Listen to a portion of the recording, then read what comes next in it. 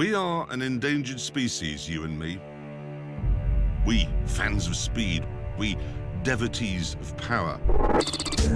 We, lovers of performance and beauty and mechanical soul. There are few places that welcome us now. We dare not speak of cams or cranks or double wishbones. We fear for our love of roaring V8s and the smell of burnt rubber.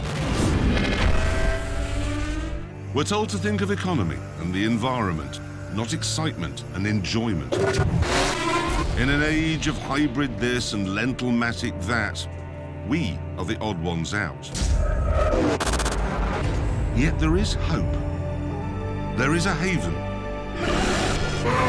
A place that celebrates speed, grip, gears and fun. And it's all here for you to explore.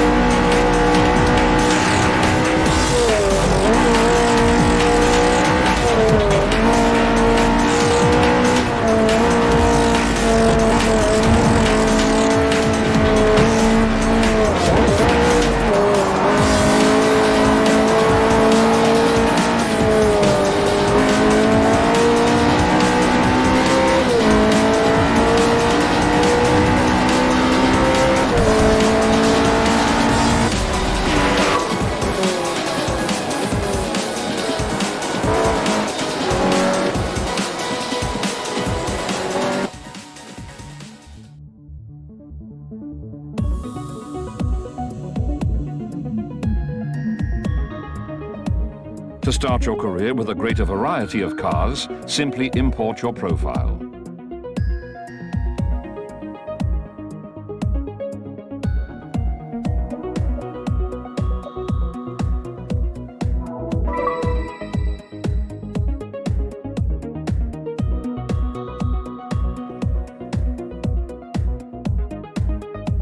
Begin your career by selecting your first car. Each car available has been optimized to ensure a balanced race.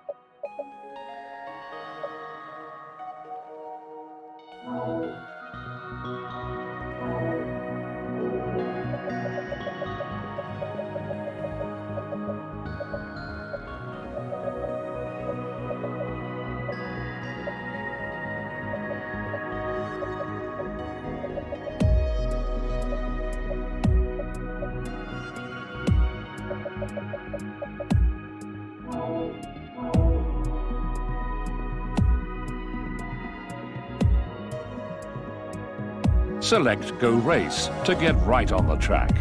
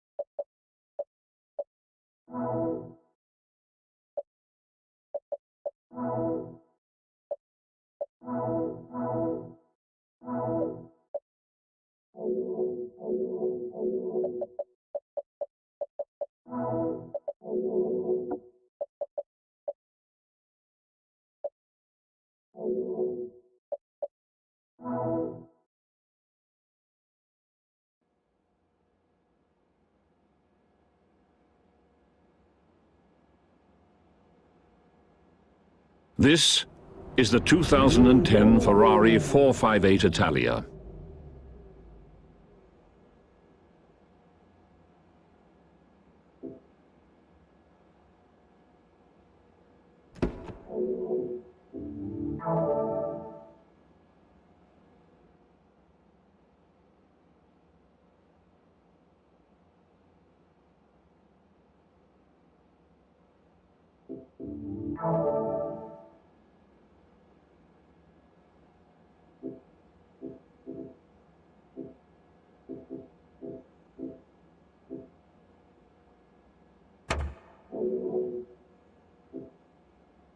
When the 458 Italia turns, so do its headlights.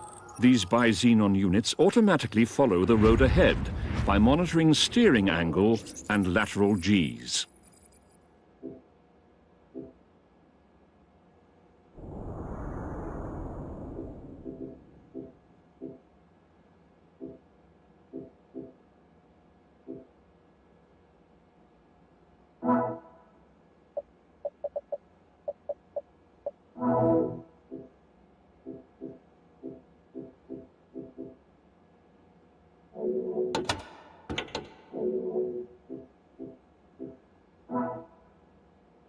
The 4.5-litre V8 engine produces 562 horsepower. This helps the car reach 0 to 60 in 3.4 seconds and achieve a top speed of 202 miles per hour.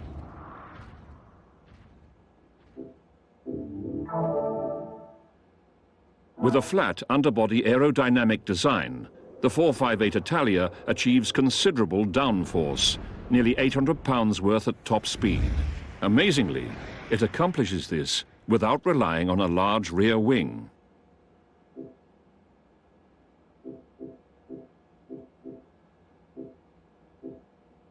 The legendary automaker Ferrari was founded in 1929 as a racing team run by Enzo Ferrari. Its very first road-going sports car, the soul-stirring 125S, was introduced in 1947.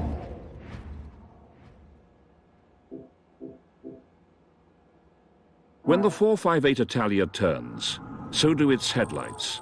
These bi-xenon units automatically follow the road ahead by monitoring.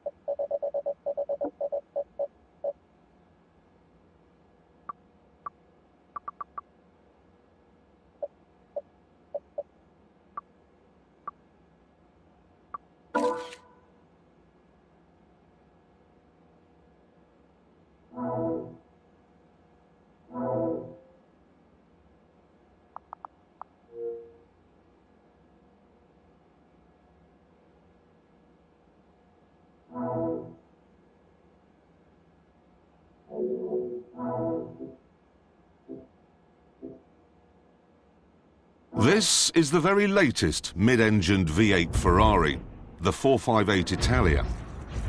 Pretty, isn't it? And that's not something you can say about many of their efforts from the last few years. The 430 had a front end like a leering idiot.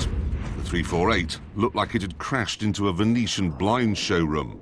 but this looks just right.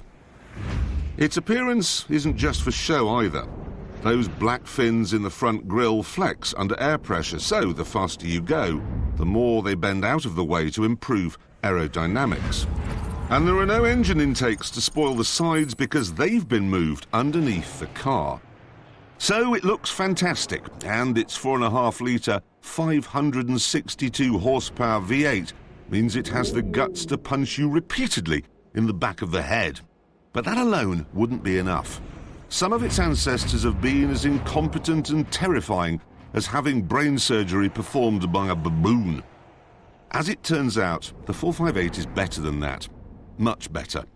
In fact, it's a sharp-handling, smooth-riding, savagely fast masterpiece. Of course, it's not perfect. For some reason, they've put far too many buttons on the steering wheel. The dashboard screens are so complicated they can only be worked by Bill Gates, and personally, I'd still rather have the brutal Mercedes SLS. But I can't deny that the 458 is a great car and a proper Ferrari.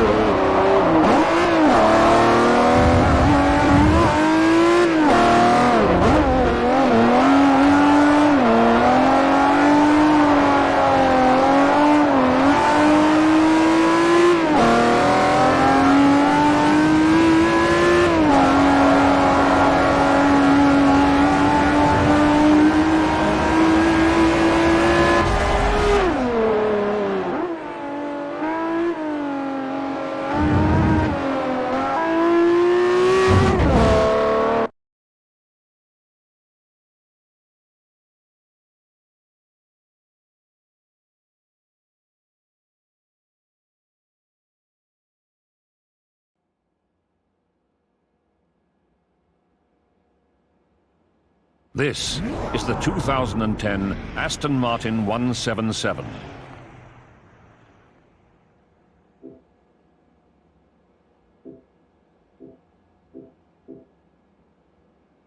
This is the Aston Martin 177. Compared to Vantage and Vanquish, it is a rubbish name, and frankly the car deserves better, because it is the most powerful and most expensive Aston Martin of all time. At the front is a 7.3-litre V12 making 700 horsepower, which would be remarkable on its own. But it's even more amazing when you discover that this car weighs less than Aston's own V8 Vantage. They ran the 177 prototype up to 220 miles an hour before the driver backed off. According to Aston, it could go even faster. Whether you'd want to is another matter. Firstly, because it costs £1.3 million, and it would be a shame to break it. And secondly, because, well, just look at it. The underneath of the 177 is made from huge, beautiful sheets of carbon fibre, copied from Aston Martin's Le Mans races. And on top is a hand-beaten aluminium skin made by the same 200-year-old men who've been making Aston Martins since 1913. If only it had a better name.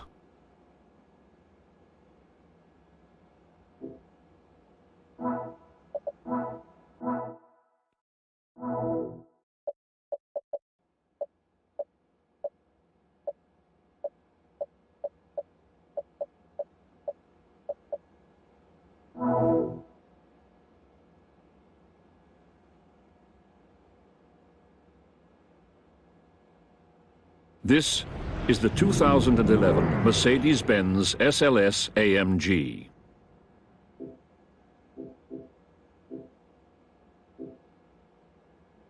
This is not just the greatest car Mercedes makes. Right now, I think it's the greatest car in the world. It's more powerful than a Ferrari 458, it's a little bit louder than a Lamborghini, and it's way more fun than the 911 RS GT Turbo 3S or whatever this week's Ultimate Beetle is called. This is the thinking men's supercar, the Mercedes SLS. The engine is AMG's own 6.2-litre V8 linked to a flappy paddle double-clutch gearbox that sits at the back for perfect weight distribution, so that it feels as though the entire car pivots around, well, around your bottom. It does a lot of pivoting, if truth be told, because while it can do huge distances in great comfort, what it is at heart is a shouty, snarly, tail-happy, gull-winged lunatic. And that is why I love it.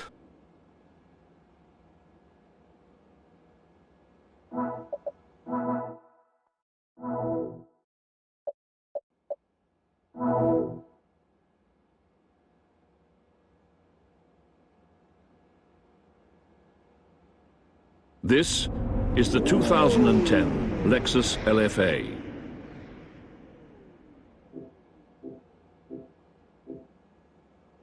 This is a Lexus. I know, doesn't look like one, does it? It doesn't sound like a Lexus from the details either. I mean, it has a 4.8-litre, 552 brake horsepower V10. It also has a carbon fibre body. And it does 0 to 60 in 3.7 seconds and has a top speed of 200 miles an hour. This is what happens when you tell Lexus engineers to stop making quiet, dull saloons for people who play golf. Let off the leash, they go mad and make this, the LFA. A car that sounds like an F1 racer and goes like a Ferrari 458, as it should when you discover that it costs twice as much. But just to prove they haven't forgotten their insane attention to detail, the Lexus boffins have given it dashboard vents that gently waft from side to side to make sure the air is evenly distributed around the cabin. This is a Lexus in the same sense that I'm a 400-meter runner. In other words, it isn't a Lexus at all. What this is Toyota showing exactly what they're capable of. And it turns out that what they're capable of is quite a lot.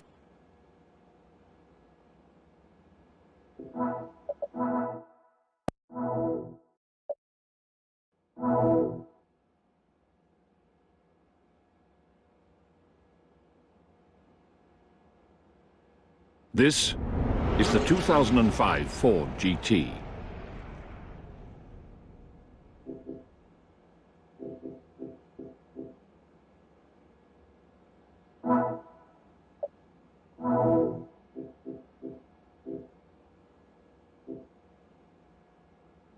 Everyone knows American cars are terrible, and cars from Europe, especially cars from Italy, are better.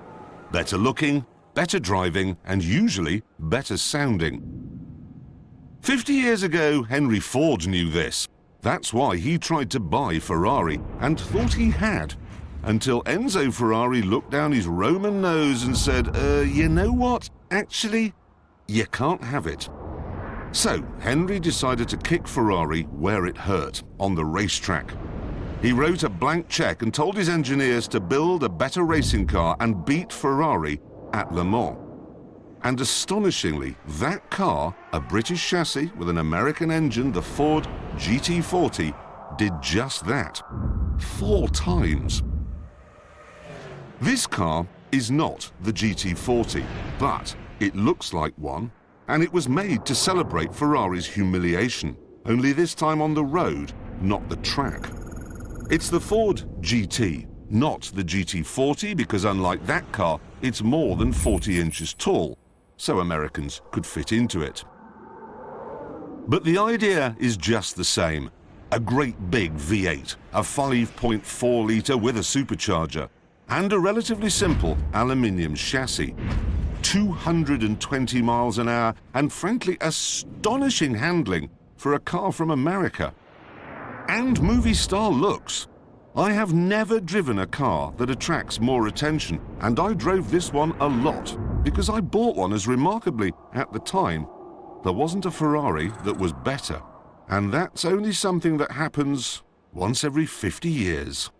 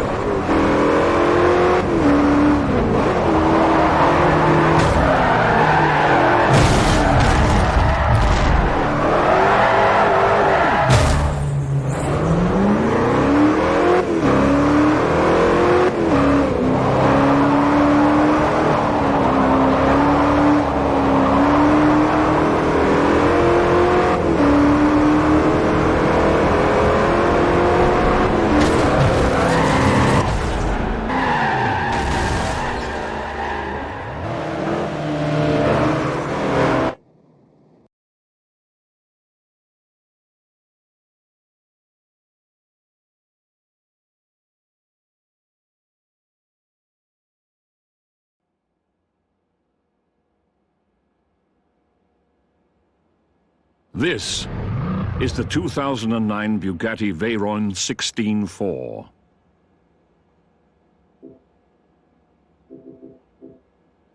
Above 155 miles an hour, they stop trying to classify hurricanes. 155 miles an hour is a Category 5, the kind that killed 12,000 burly Texans in 1900. There is no Category 6, because if there was, there'd be nobody left to classify it once it had passed. The Bugatti Veyron will pass through the air at 252 miles an hour, so you have some idea of the forces of nature at work here, and the reasons why it needs to haul that vast aeroplane wing into the airstream to keep it stable.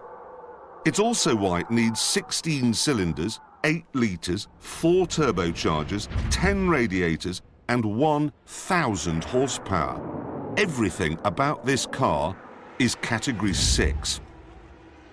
Except, that is, the skill level required to drive it. Your mother could. A flappy paddle gearbox developed by people who develop Formula One gearboxes, and a four-wheel drive system developed with some considerable amount of head-scratching by rocket scientists means you just get in and drive. And you won't drive anything faster. Anything. Like Concorde and the Saturn V, the Veyron is the furthest its particular engineering avenue will be explored. The men who engineered it are probably working now on hydrogen propulsion. There is no longer a place in the world for a car that will, with a twist of the special extra key required to dial in that hurricane-beating top speed, consume a set of 10,000-pound tyres in just 300 miles. And that makes me sad.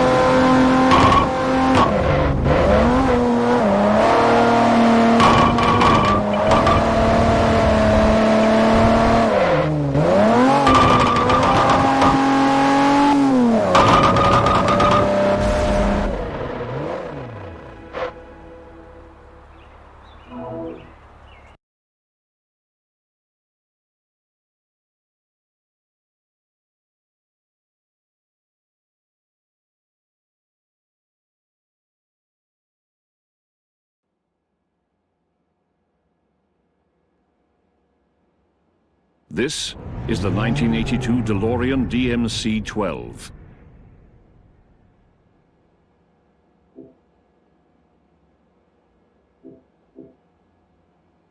If the DeLorean hadn't existed, Tom Clancy would have had to invent it. This wasn't really a car. It was part of a bigger storyline that involved the British government, the feds, and a silver-haired anti-hero with some extremely odd ideas.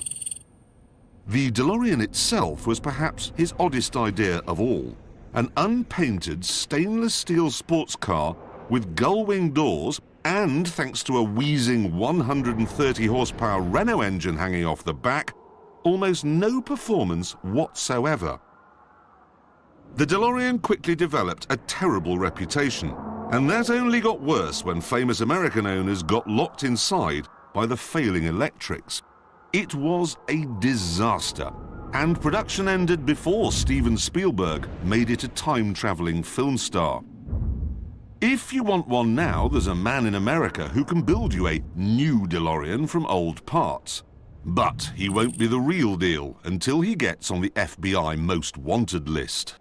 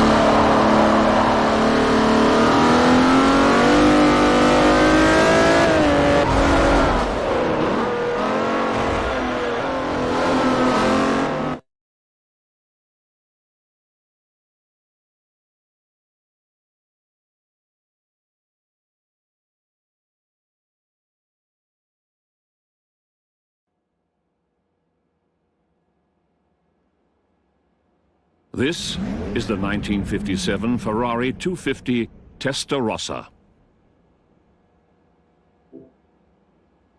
If you wanted to win at Le Mans at the end of the 1950s, you needed to be driving one of these. The Ferrari 250 Testarossa wasn't just beautiful, it was frighteningly effective. It dominated the 24-hour race in 1958 and again in 1960. And then, just for good measure, when the opposition thought it could breathe again, it won again in 1961. Its close cousin, the 250 GTO, might be the most valuable car the world has ever seen, but the Testarossa was the one that took the silverware.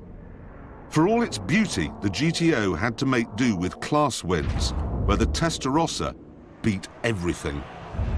Its name comes from the red paint the engine builders daubed all over its cylinder head, because, well, that's the only colour paint they have at Ferrari. Testarossa means red head. And sure enough, its 3-litre V12 engine, made by old men in oily workshops with lathes and drills and unfortunate industrial injuries, had a volcanic nature. There is sweat and blood and a bad attitude in every Ferrari 250 Testarossa.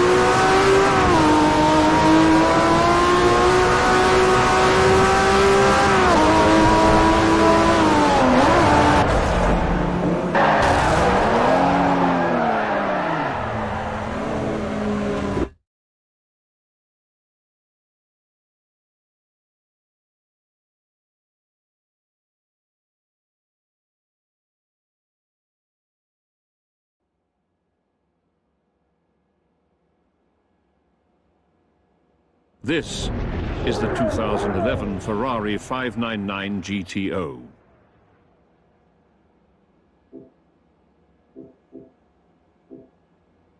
This is only the third Ferrari in history to be called a GTO.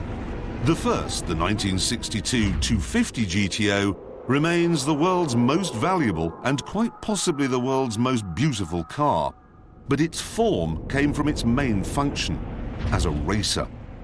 Likewise, GTO number 2, the 288 of the 1980s, was also made to go racing, only for the rules to change at the last minute, leaving it with nowhere to race.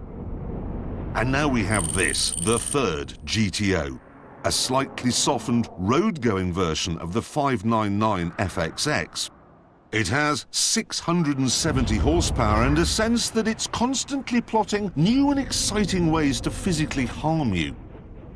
But that's not the only reason why I don't much care for this car.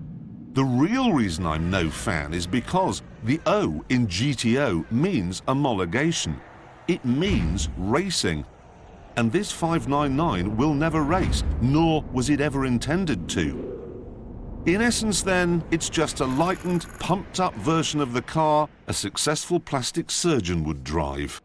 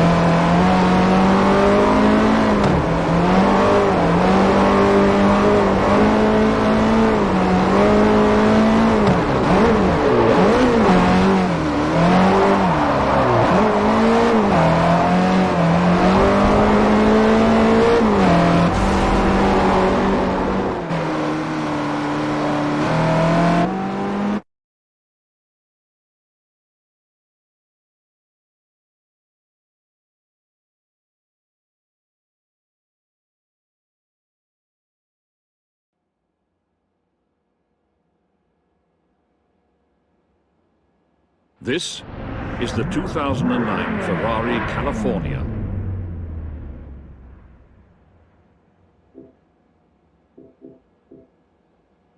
You might think Ferraris should be mid-engined, and this one isn't. You might think Ferraris should have V12s, and this one doesn't. It's called the California, and you have to ask, what's the point of it? Certainly, it's not very pretty, and it has literally the worst built-in telephone of any car in the world. Unless, of course, you've always wanted to spend your life accidentally phoning everyone you know whose name starts with A. But on the plus side, it's got a folding metal roof, it's reasonably nice to drive, and it means Ferrari can take money from people who might previously have bought a Mercedes SL, which means they can afford to develop proper, wonderful supercars like the 458. So, you see, the California does have a point, after all.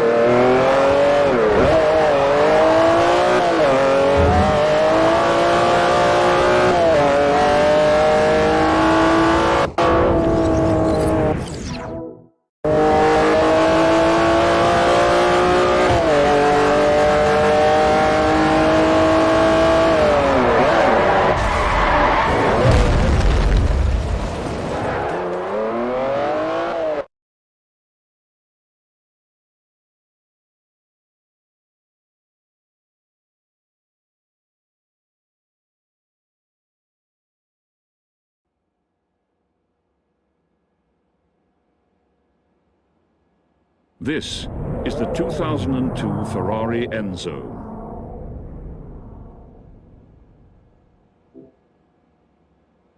In Italy, you don't take the name of the father in vain. So when Ferrari decided to call this car the Enzo, you knew they had something special in mind.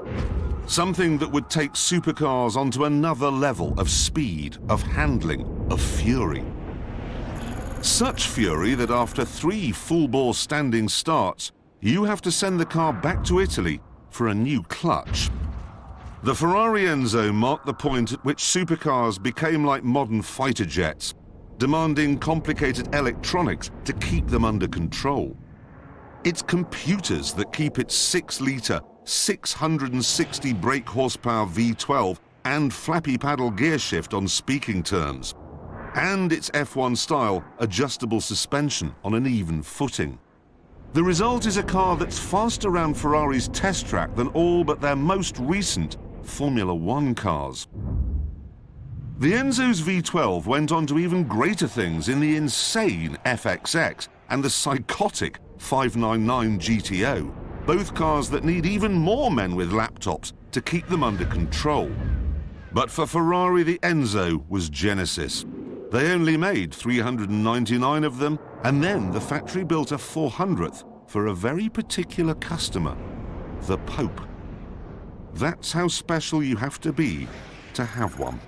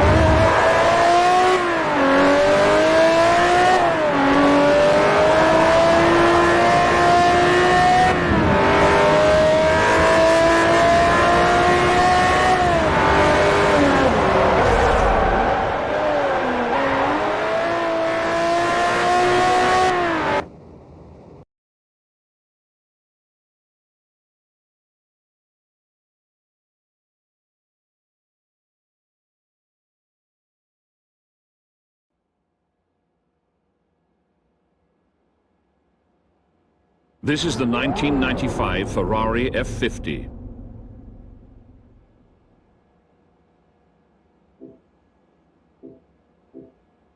Back in 1995, Ferrari had a problem. How could they follow the extreme and extremely wonderful F40? The answer was this, the F50, a road-going Ferrari with the V12 engine from a Formula One car bolted in the back. Except as it turned out, it didn't feel bolted in the back. It felt bolted to your back. As a result, the abiding memory for anyone who drove an F50 wasn't the ferocious acceleration or the 200-mile-an-hour top speed. It was the sense that you'd had a furiously spinning washing machine full of bricks hammering directly into your most sensitive pain receptors. Add in the fact that it liked to bite back in the corners, and what you've got here is actually the recipe for 4.7 litres of total misery. It was a very bad car, and it was ugly. Still, at least it made them try harder with the Enzo.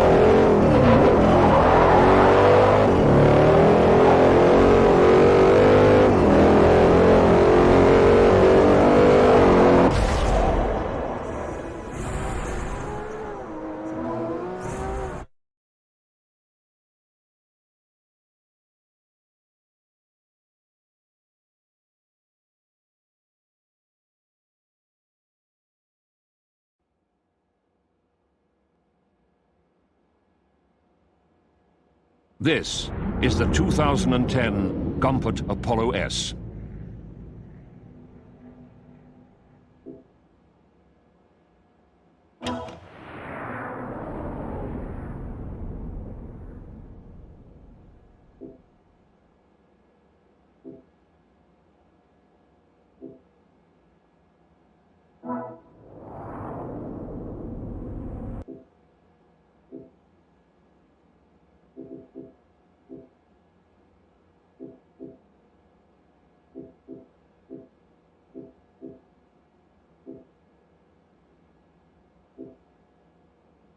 Naming a car company after yourself is fine if you're called Ferrari or Pagani or Lamborghini or even Morgan. It's not such a good idea if your last name is something stupid like Shufflebottom or Death. Unfortunately, this is advice that was ignored by a German man called Roland Gumpert. And here is the result: the Gumpert Apollo S. However, despite the stupid name, when this strange-looking car came to our test track, it lapped quicker than anything, including the original Veyron. But then that's not entirely surprising when you learn that it's basically a racing car with headlights and a twin-turbo Audi V8 that in basic tune makes 650 horsepower. That's enough for 0 to 60 in less than 3 seconds and a top speed of 223. Better yet, there's the option to tweak it up to 800 horsepower. And plans are afoot to launch a version with 1,000 horsepower. So that's the Gumpert Apollo. Silly name, serious car.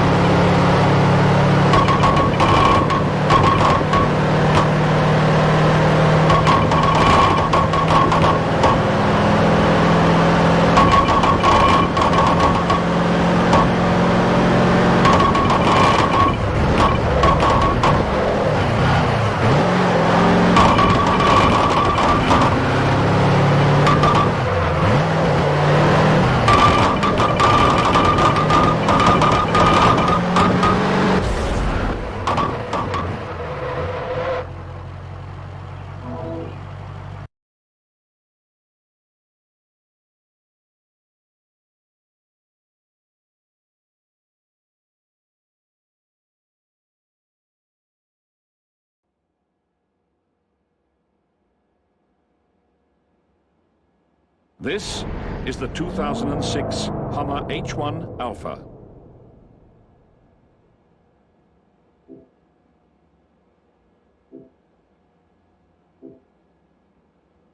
There's a famous scene from the first Gulf War when a convoy of Humvees enters a minefield. One of them hits a mine, gets blown clean in the air, lands on all four wheels, and continues on. That is not possible in a Land Rover. It was at this moment that the Hummer legend was born. And someone quickly figured out that there were enough crazed gym enthusiasts in California to justify making the Humvee available to non-military types. Fitting the Humvee into civvies meant replacing the 6.5-litre Detroit diesel engine with a 6.6-litre GM Duramax. And since this engine made just 300 horsepower in a car that weighs more than most houses, it was often quicker to walk to the shops than use the Hummer. Still, if between you and the shops was a 22-inch obstacle to be cleared, or a puddle 30 inches deep, or a minefield, the Hummer H1 was the car for you. These turned out to be obstacles that most people don't face, and as a result, the H1 Alpha was discontinued after just over a year.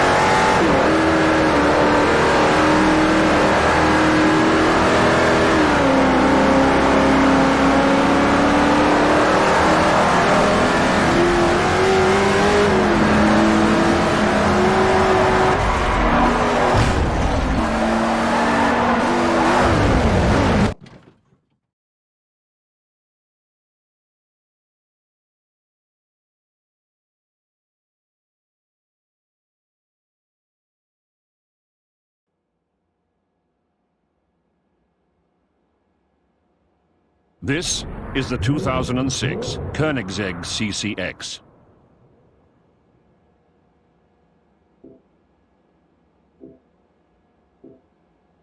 The Koenigsegg CCX holds a special place in Top Gear history.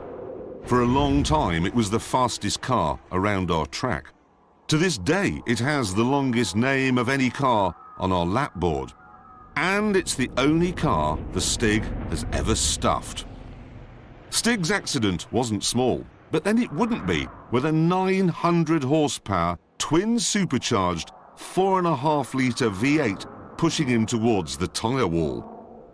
But in a straight line, that power also means speed. 245 miles an hour to be exact, and that's not far off what a Veyron can do. Except, of course, a Veyron has a huge wing on it as standard, and a Koenigsegg, as Stig found out, does not. Or at least it didn't until Stiggy's accident, after which it became an option for any owner who didn't fancy ruining the inside of their underpants. Even someone as fast and as brave as Stig would be wise to choose it.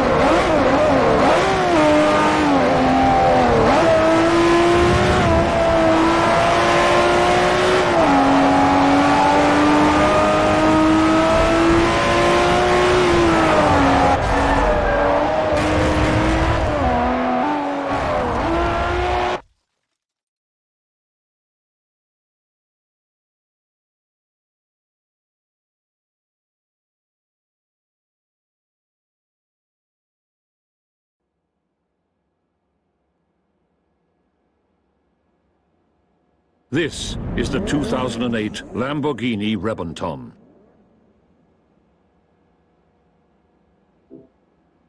If you think the Lamborghini Murcielago isn't rare or special enough, this is the car for you. It's called the Rebonton. And if you think it looks like an F-22 Raptor stealth fighter, you'd be right. That was the idea. Except on the Raptor, all the strange surfaces and matte black paint are meant to make it look more discreet. But this car is a Lamborghini, and Lamborghini doesn't know the meaning of discreet. Certainly there's nothing even remotely discreet about the monstrous 6.5-litre, 640 horsepower V12.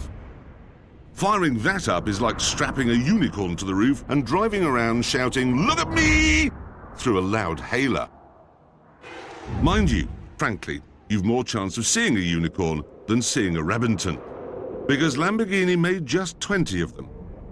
Although if you do see one, you'll almost certainly remember it.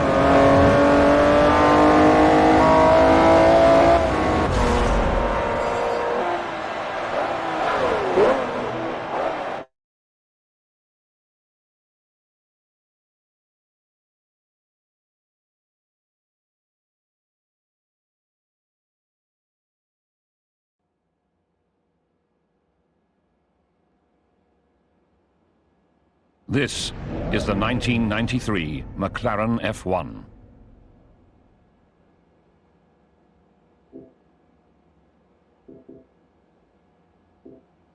Before the Bugatti Veyron, there was this, the 241-mile-an-hour McLaren F1. Despite its similar top speed, the McLaren F1 is the very opposite of the Veyron. No turbochargers, no four-wheel drive, no traction control, no ABS, and no flappy paddle electronically controlled gearbox. In spirit, the McLaren is closer to a Caterham than a Bugatti. A Caterham with a gold-plated engine compartment. It was built without compromise, and nothing was to get in the way of the driving experience. That's why the driver sits in the middle, so they feel completely in control. McLaren was so determined to use this layout, they even had the law changed to make it possible. Then there's the 627 brake horsepower 6.1-litre V12 engine, built specially for this car by a crack team of BMW Motorsport engineers, and the bespoke gearbox and a body made of carbon fibre. We take that for granted in supercars now, but back in the early 90s, it was so extraordinary they might as well have made it from lumps of Jupiter. Personally, I've never cared that much for the F1. It was too twitchy. But without it, Bugatti wouldn't have had something to aim for, and we wouldn't have had the incredible Veyron. In that respect, we owe McLaren our thanks.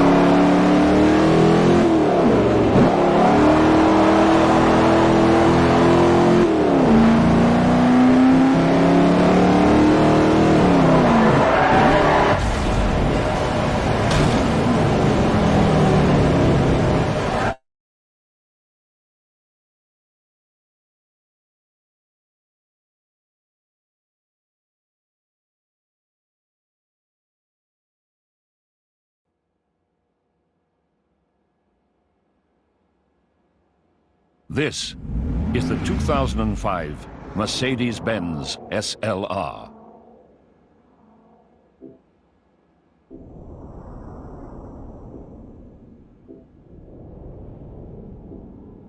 This is the greatest Anglo-German cooperation since, ever.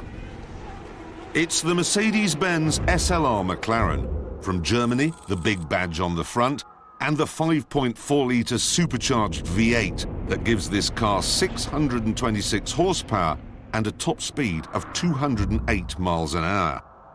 From England comes the grey and silver, biros in the top pocket, engineering know-how of the McLaren F1 team, who came up with the carbon fibre body and built the whole thing in their Surrey factory. As you might imagine, the marriage between these two companies from these two nations was not easy. Mercedes insisted the SLR had to be front-engined and look exactly like this. McLaren insisted this was not ideal for a supercar. Mercedes wanted a comfortable, well-equipped cruiser. McLaren wanted a hardcore, lightweight racer. The two sides couldn't even agree on what the SLR sounded like at full chat. Mercedes said it was like a Messerschmitt. The British reckoned it was more like a Spitfire. Yet, despite the disagreements, the end result was a very fine car. Monstrously fast and loud when you drove like you'd sat on a bee, yet relaxed and easy to live with when you didn't. The only real problem were the carbon brakes, which worked like a switch. But whatever, the SLR is dead now and the two firms behind it have gone their separate ways. Although strangely, Mercedes now make the SLS, a hardcore cruiser, and McLaren, the MP4 12C, a civilized supercar, which is somehow slightly ironic.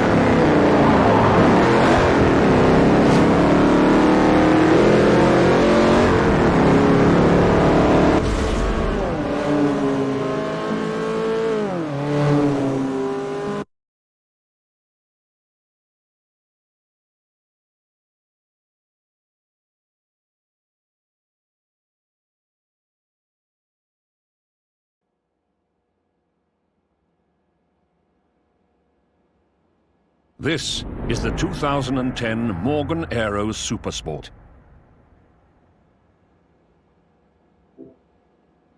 This cross-eyed curiosity is a Morgan Aero Supersports.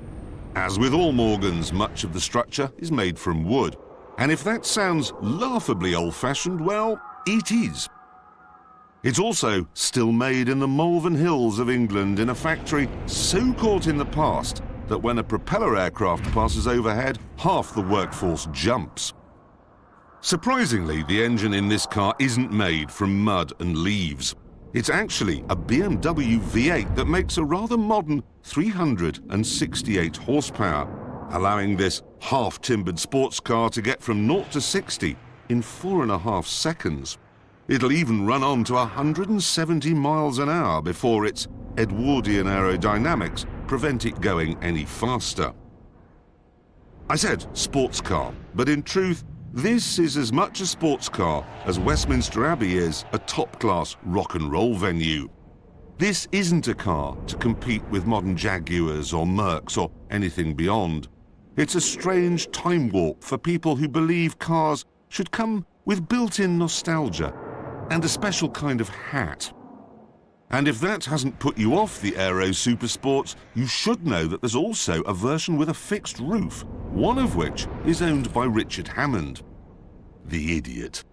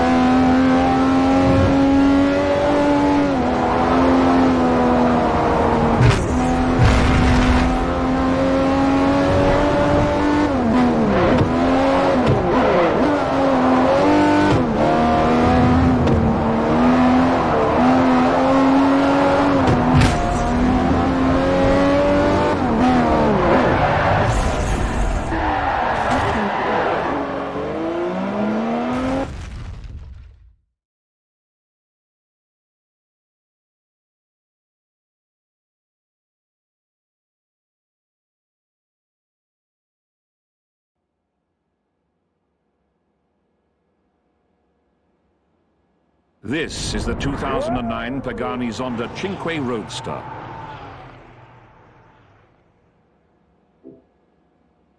The Pagani Zonda, a car which proves that in Italy you can wake up one morning, drink one too many espressos, tell the world you're going to make a car as fast and as good as a Ferrari, and then actually go ahead and do it.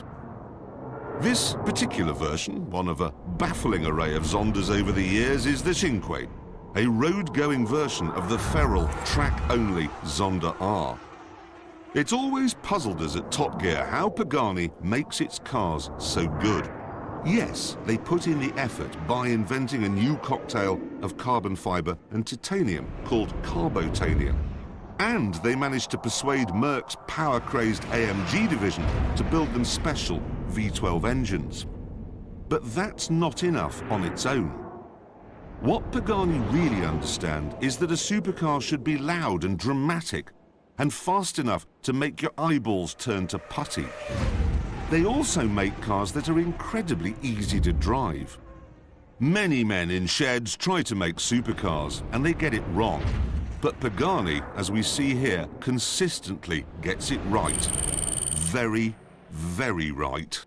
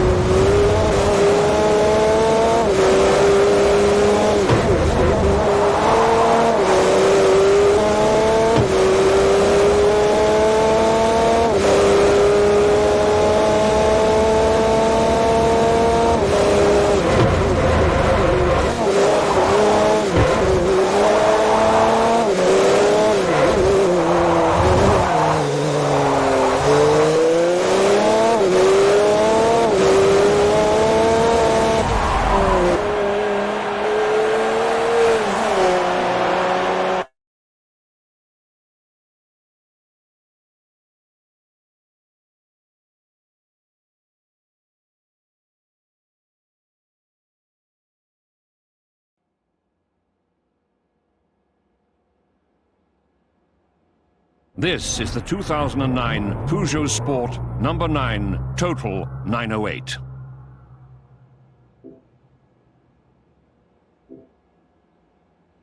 If you like your racing cars to sound like the god of thunder treading on a drawing pin, you won't like the noise made by this, Peugeot's Le Mans winning 908, because it sounds rather like a vacuum cleaner. And the reason for this is because it runs on diesel.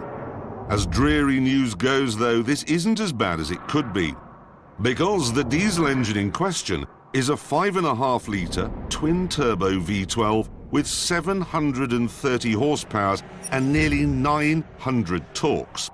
That is a lot.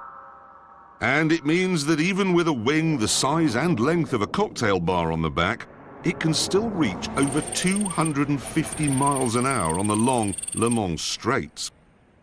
The combination of speed and the fewer pit stops demanded by diesel economy mean Peugeot was a dead cert to win the 24-hour race in 2007.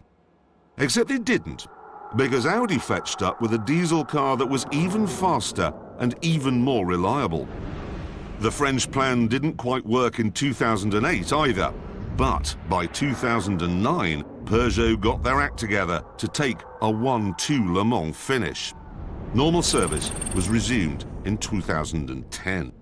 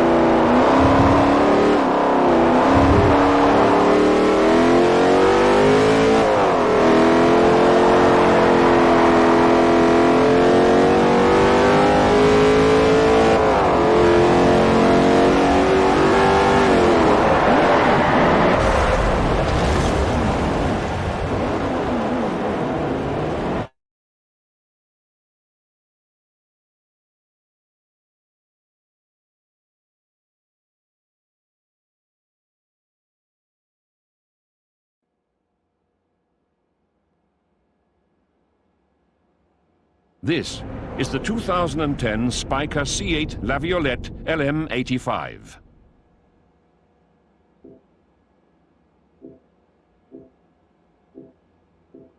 Spiker was a Dutch company that went out of business in 1925, apparently. Don't worry, I didn't know that either. I'd never heard of Spiker, nor its financial troubles, nor even that there was a motor industry in Holland. I'd always assumed they had other industries to be getting on with, like flowers or cheese. But then, a Dutch millionaire got bored with having too much money and bought Spiker back with cars like this, the C8 La Violette LM85. It has a 4.2-litre V8 engine from Audi and a chassis that was developed with help from Lotus. But the really interesting thing about Spikers is the way they look, which is like nothing else, and their interiors, which are like something else, although in most cases that something else is an explosion in one of those shops that sells jewellery and expensive luggage. Spiker's millionaire owner says that's what people want, and presumably he's right. Because when most restarted car companies fail within 7 minutes, Spiker is now doing so well, it recently bought Saab.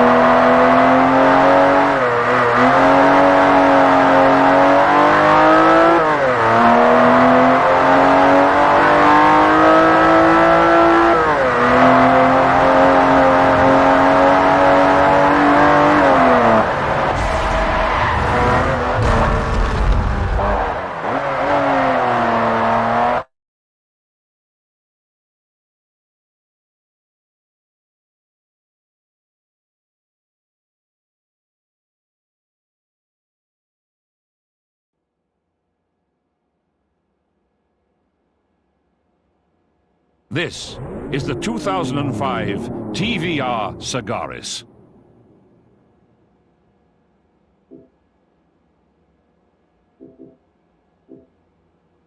Eventually, all TVRs will break down, and now so has the company that made them. That's a shame. Nothing was a bad idea at TVR. They tried to reinvent the door handle. They made front wings that appear to have been attacked by a mad axeman. They got the company dog to help with the styling. Obviously, there was no guarantee that your TVR would start of a morning, and even less of a guarantee that once it was going, it wouldn't attempt to fling you into a field of sprouts. But the insanity was just part of what made TVRs so special. Given their inability to make anything work properly, it was yet another example of their madness that they made their own 4-litre straight-six engine. Still, in a car this light, it meant 0 to 60 in 3.7 seconds and a top speed of 185 miles an hour. TVRs were the snorting, grunting, swivel-eyed lunatics of the car world, and were somehow worse off without them.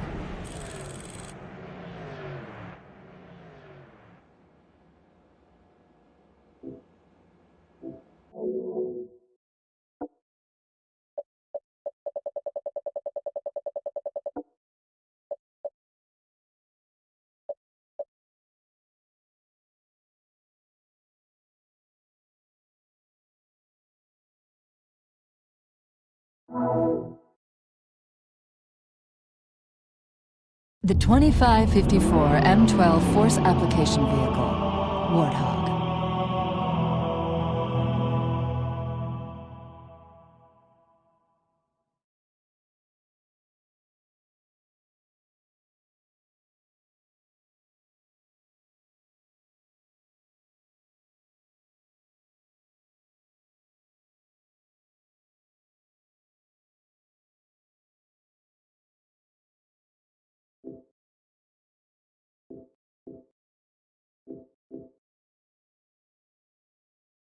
The M12 Force Application Vehicle, better known as the Warthog, is a highly mobile and adaptable platform serving the UNSC. Famed for its toughness and sturdy design, stories about hogs surviving numerous tours of active combat duty abound. But none is more well known than the tale of the Daedalus. Near the beginning of the Covenant War, the UNSC frigate Daedalus went down in atmosphere over the planet Galgaliel, smashing into the irradiated world's high-gravity surface. The ship's molten wreckage was scattered for hundreds of miles, an unsurvivable event. And yet, 4 Warthogs had, in fact, survived the impact. Marines from the motor pool had buckled themselves into the Hog's seats as the frigate plummeted to the surface. Strapped to the ship's deck, incredibly, the vehicles remained intact. Due to the security restrictions of the Cole Protocol, the Marines would wait months for aid. To survive, they used the Hogs to desalinate water and search for food. And they even programmed their radios to broadcast the distress signal that eventually led to their rescue.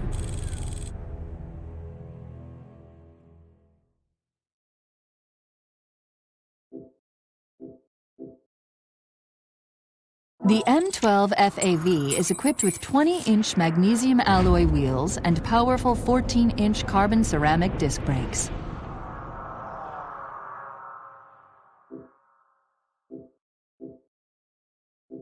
All military Warthogs are coated with a programmable nanoprismatic paint to refract color at any chromacity depending on the vehicle's destination.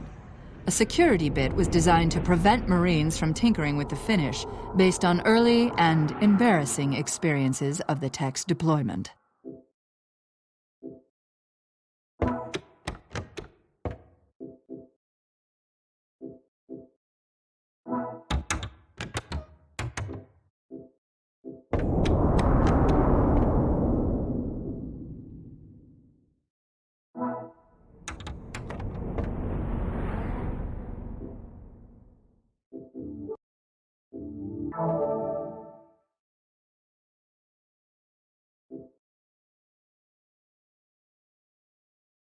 The M12 uses a dependable, low-profile, 12-liter hydrogen-injected ICE power plant. In standard 1G environments, the Hog has a maximum range of 490 miles before it needs to refuel. It can achieve a top speed of 78 miles per hour, no matter the terrain.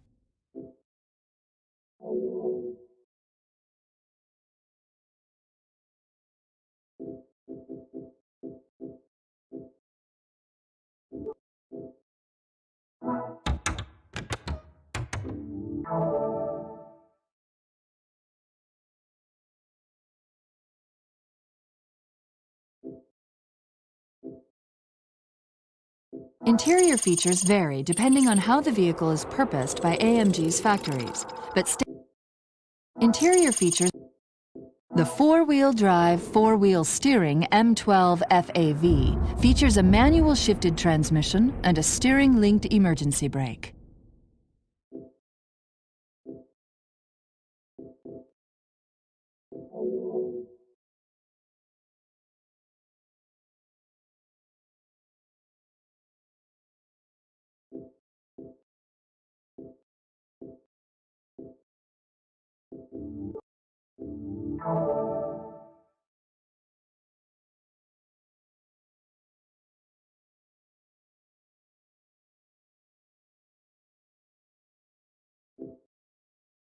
This M12 is equipped with an M41 turret-mounted chain gun with a 360-degree rotatable platform and compatible ammo feed, supplying up to 900 12.7 by 99 mm AP rounds per minute.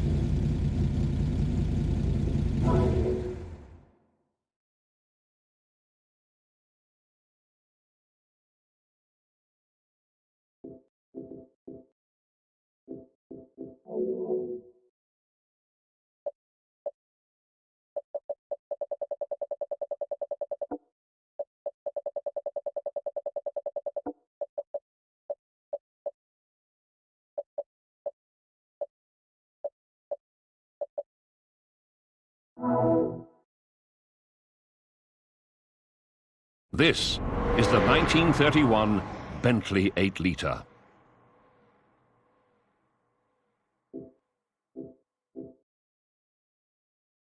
The 1930 Bentley 8-litre could have become one of the world's greatest cars, like the gargantuan Bugatti Royale.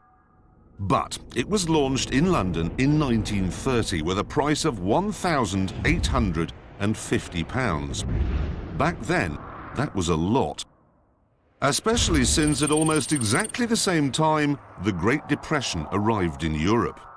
As a result, only 100 8-litres were ever made, and the car's failure brought Bentley to its knees. Within a year, it was sold to Rolls-Royce. Of those 100, only 78 are left, and every one is unique. This was a time when companies like Bentley sold you the bottom half of a car, the chassis, engine and wheels, and then left you to find a coach builder for the body and the seats and the roof. So this car shares its huge 220 horsepower, 6-cylinder engine and 21-inch wheels with all the other 8-litres, but the rest, that was always a one-off. On this one, for example, the roof opens down the middle, so when it rains, those on the left could opt to get wet, while those on the right could stay dry. Strangely, it was an idea that didn't catch on, just like the rest of the Bentley 8-litres.